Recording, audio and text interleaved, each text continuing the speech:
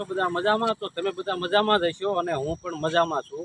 અને આજે અમે નીકળી ગયા છીએ ફરવા માટે અને આજે લગભગ આમ તો રસ્તામાંથી અમે બ્લોગ ચાલુ કર્યો છે, તો બન્યા રહેજો કન્ટિન્યુ વિડીયોમાં। અને આગળ પણ હું તમને બતાવીશ એક સરપ્રાઈઝ છે, અમે કઈ જગ્યાએ જાવી છીએ, તો કન્ટિન્યુ બન્યા રહેજો વિડીયોમાં। અને હા, એક ખાસ વિડીયોમાં નવા હો તો લાઈક શેર અને સબસ્ક્રાઈબ કરવાનું ભૂલતા નહીં। આ બાજુ બાટલાનું છે, તો આ બાટલાનું છે। તો મિત્રો આપણે જે એલપીજી સિલિન્ડર આવે છે એ ખરેખર ક્યાંથી આવે છે અને કઈ રીતે એનું ફિલ્ટર અહીંયા કરવામાં આવે છે, તો તમે જોઈ રહ્યા છો કે જો આ બધી કેપ્સ્યુલો પડ્યું છે। અને આપણા ભાવનગરની અંદર લગભગ દરેકના ઘરે જે કોઈ સિલિન્ડર આવે છે એનું રિફાઇન્ડિંગ અહીંયા કરવામાં આવે છે। તો તમે જુઓ આ રીતનો આખો પ્લાન્ટ છે અને અહીંયા આખું રિફાઇન્ડિંગ કરવામાં આવે છે। તો તમે જોઈ રહ્યા છો આ એનો ગેટ છે, આ એન્ટ્રી ગેટ છે।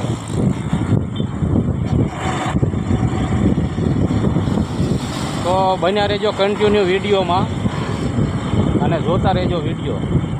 આ શું છે ખબર છે?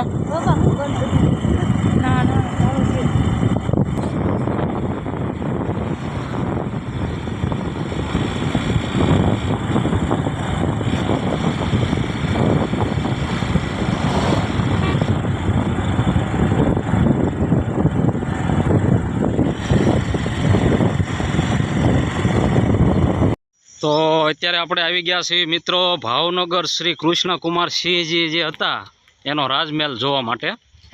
તો આ રીતનો એનો રાજમહેલ છે। આપણે પરમિશન લીધી પણ આપણને પરમિશન મળી નથી, તો હું તમને બહારથી જ તે જે કાંઈ છે એ બધું બતાવી દઉં। તો આ રીતનો આખો વ્યૂ છે, આપણા રાજાનો મહેલ છે ભાવનગર શ્રી કૃષ્ણકુમારસિંહજીનો, અને આ રીતનો આખો નજારો છે।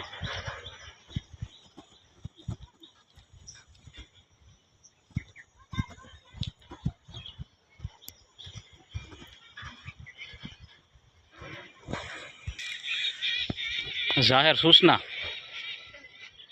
તો વાંચી લેજો બધા જ મિત્રો।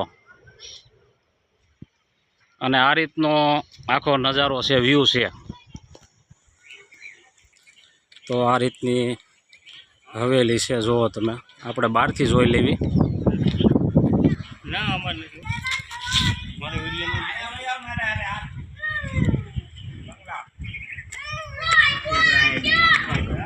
તો જેટલું જુઓ દેખાશે એટલું હું તમને દેખાડવાનો પ્રયત્ન કરીશ,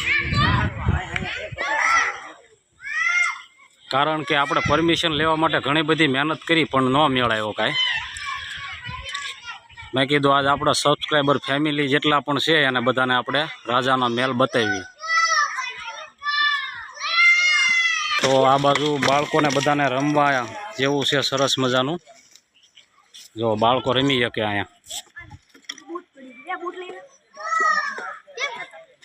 અને આ બાજુ બ્રિજ છે, સમુદ્ર।